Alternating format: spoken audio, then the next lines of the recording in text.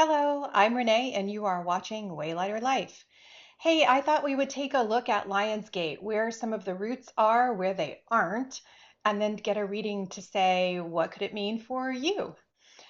So the core of native Egyptian astronomy was 36 decans, and these were star clusters that rose in a sequence every 10 days to mark the hours of the night and to track a calendar of 360 days, and then they had a 5-day holiday. Well, each day was a holiday. So Lionsgate starts when the brightest star to us, which is Sirius, begins to rise over the horizon in the morning. For the ancient Egyptians, that warned them that the Nile was about to flood its banks and make the land incredibly fertile with fish and algae and silt. So they did revere lions, but they didn't have a lion in a constellation until they adopted the Greek zodiac about 300 BCE, before Common Era. So, why are so many people saying that Lionsgate is connected with Isis? Because when Sirius rises, Isis is successful in working her magic so that her beloved husband Osiris comes back to life. He is reborn from the underworld. And when he does, he makes the Nile flood. And that, of course, as we said, makes the land able to grow food for the people.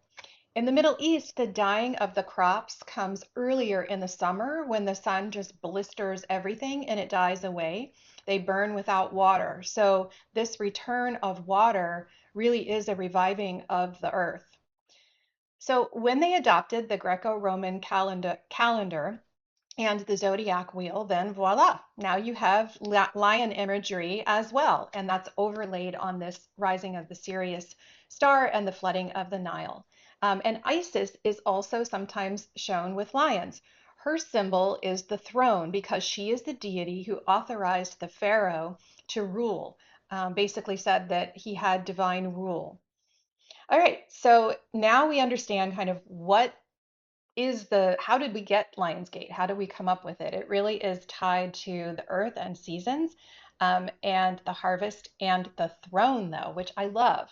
And so, one of the things that you can ask yourself now is, you know, who's on the throne of my life? Who do I authorize to be the leader of my life? And who's on the seat of my heart's throne? And are those two aligned?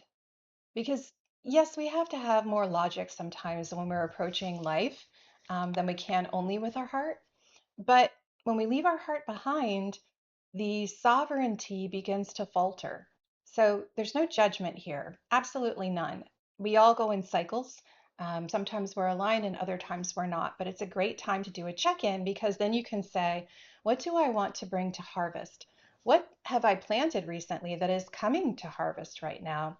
And what would I like to do with the fruit of that over the next few months, say 6 months into winter? And if you're in a different part of the world, then into the next season. Okay, so let's see what it is that Spirit has to say to us.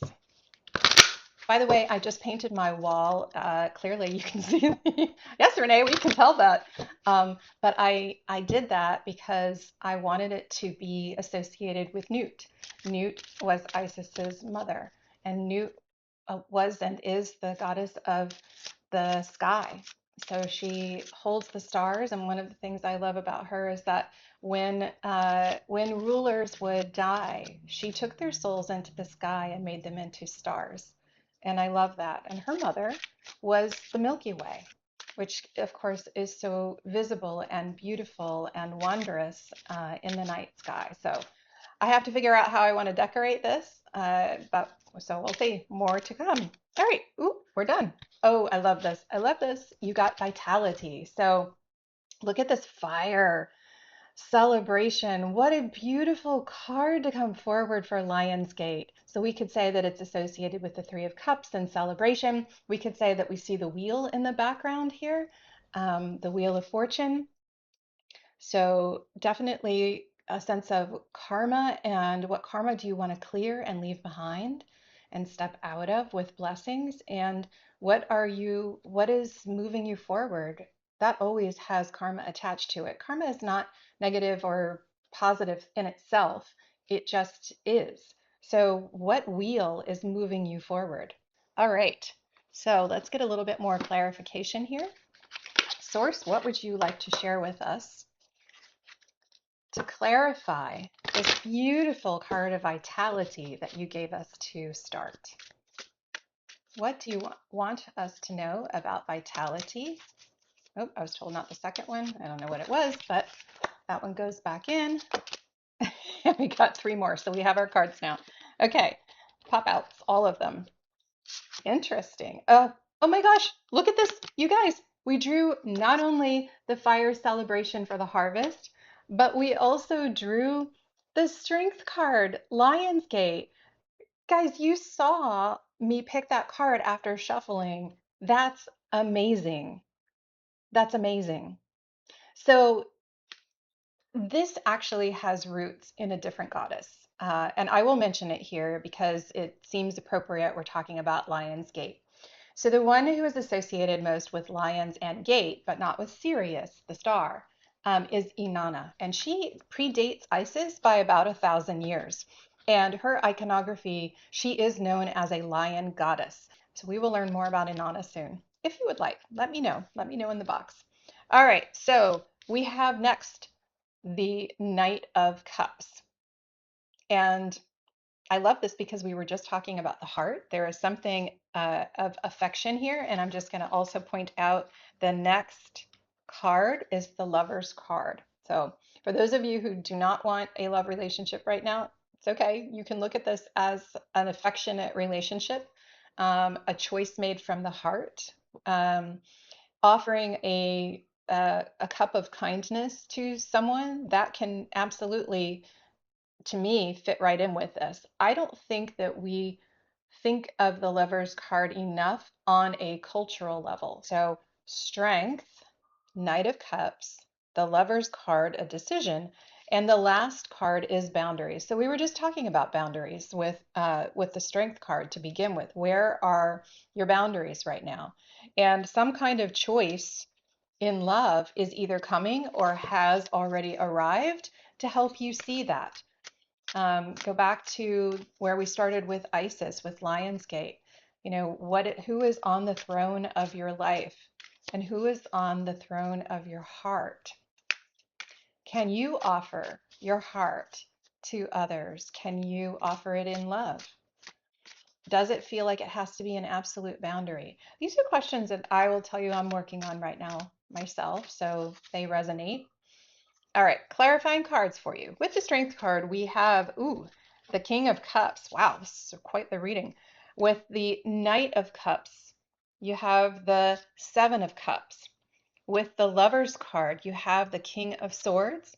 And with the Boundaries card, you have the Ten of Swords. And I'm being asked to take the card on the bottom. The card on the bottom is the Wish Granted, the Nine of Cups. I'm going to go ahead and pull that out so that we have it to the side here. So let me talk you through these. All right. So you have been feeling stronger. You actually have been considering these kinds of questions because you have the Strength card and the King of Cups. And you are feeling not only stronger and more courageous, but that you can govern your life and be open-hearted without giving away everything, without exhausting yourself. You have more of a strength now than you did. So you must have worked through some dark night of the soul. And I really think that's where the ending is, but we're not there yet. So you've been working through that dark night of the soul and you've come out the other side much stronger. And I just want to say how amazing you clearly have not left your heart behind, which you could have done. You could have slammed that door absolutely and said, no one enters, and I'm putting lions all around here, and I am a war goddess, whatever gender you are, you have a goddess within you, and that's it. But you haven't done that. You have actually opened your heart. Remember, we had the Knight of Cups, and this is in the challenge spot. So you have done that, and you have made the choice. I like the Seven of Cups showing up here because it is about having a lot of choices. And you did, as I just said, you could have slammed that door shut, but you didn't. You didn't. Okay, so now we get to the Lover's card. and the King of Swords, which is a really interesting combination, guys. So uh, here they are. Um, you have choices of whether and how to love, and you're going to use your rationality to factor in. And while some people, some readers would say the Lover's card, this is a cold lover, this is someone who really isn't able to open up. I don't see that in this combination, especially not with all of the cards that we've talked about here and the way that they go together. This is about adding that good sense to the question of love and how you love, when and whether to love. That is what the choice is here. And the choice is to know your boundaries and to defend your boundaries when you need to. There's back to Inanna, sit the throne. There's back to Isis, but without necessarily killing the other person or killing the relationship.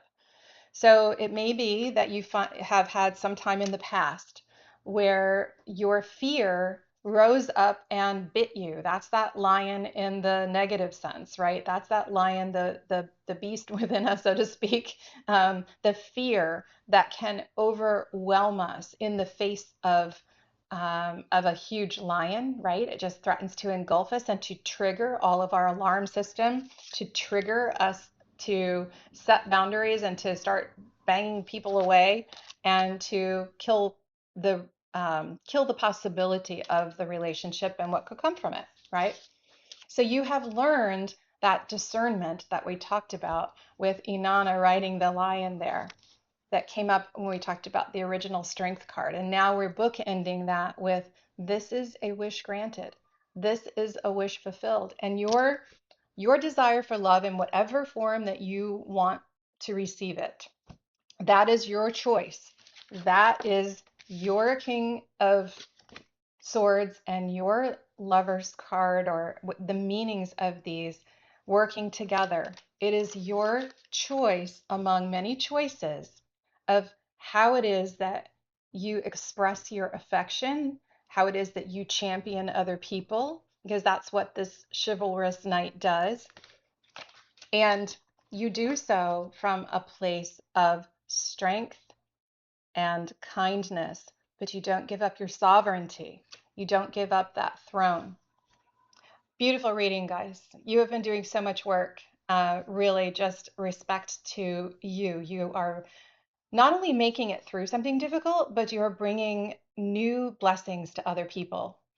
And that will loop back and it will bless you as well. All right, so make your wish for Lionsgate. Believe that it can come to fruition and that you will have all that you would need and more. You do not have to scrape and scrap to survive. Accept the abundance that wants to come forward through Source to you.